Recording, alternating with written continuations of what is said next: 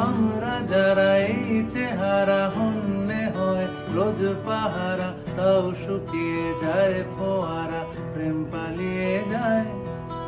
আলোর দড়ি জড়ায় তাকে, এমনিতে সে একলা থাকে, আজকে জানে কিসের ডাকে, প্রেম পালিয়ে যায়। আহারে মন, আহারে মন, আহারে মন, আহারে আহা, আহারে মন, আহারে মন, আহারে মন, আহারে আহা। হ্যালো এভরিওয়ান, সং স্টোরি শর্টের 4th এপিসোডে সবাইকে স্বাগত। এর আগে 3টে এপিসোড হয়ে গেছে। প্রথম ছিল গভীরে যাও, তারপর কেমন আছো অ্যানি হল, তারপর বিচার। আজকে 4th সং, গানটার নাম আহারে মন। আহারে মন অনিন্দ্য চট্টোপাধ্যায়ের প্রজাপতি বিস্কুট এই ছবিতে ব্যবহার করা হয়েছিল। এই গানটার জন্মের গল্প বলবো, এই গানটা কিভাবে এসেছিল, তার সঙ্গে থাকবে কিছু ট্রিভিয়াও। এই গানটা যখন আমি বানাচ্ছি, আমার মনে হয় আমি হয়তো গিটারের কিছু একটা ফিঙ্গার এক্সারসাইজ করছিলাম কিংবা ভোকাল এক্সারসাইজ করছিলাম। সেই প্র্যাকটিস করতে করতে হঠাৎ এই সুরটা আসে, এবং সুর আসা মাত্র আহারে মন এই ফ্রেজটা চলে আসে। করে আমি গানটার লিরিক লিখতে বসি, এবং লিরিক লেখার জন্য আমাদের চিরকালীন যে স্বভাবটা আর কি, ভীরু প্রেমিক, এই ইমেজটা, যার মনে প্রেম আছে কিন্তু মুখে বলতে তার খুব অসুবিধে, এই ক্যাটাগরির যে মানুষরা পড়ে আর কি, সেই ক্যাটাগরির মধ্যে আমিও হয়তো পড়ি। সেই নিজেকে প্লেস করলাম সেরকম একটা ছেলেবেলার অবস্থায়, এবং সেখান থেকে এই গানটার জন্ম হলো।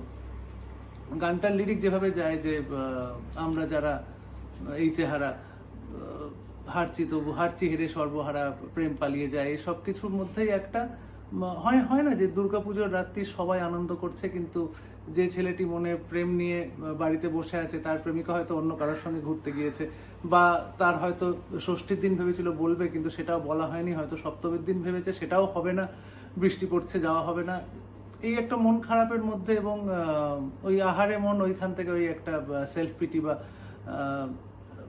মানে কি বলবো, একটা করুণার জায়গা তৈরি হয়।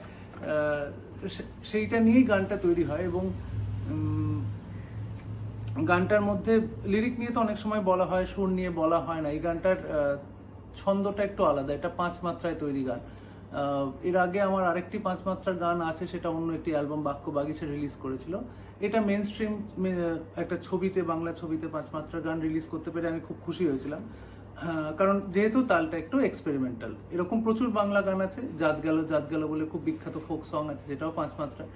রবীন্দ্রনাথের প্রচুর গান আছে, এমন নয় যেটা নতুন কিছু, কিন্তু সাধারণত এগুলো হয় না।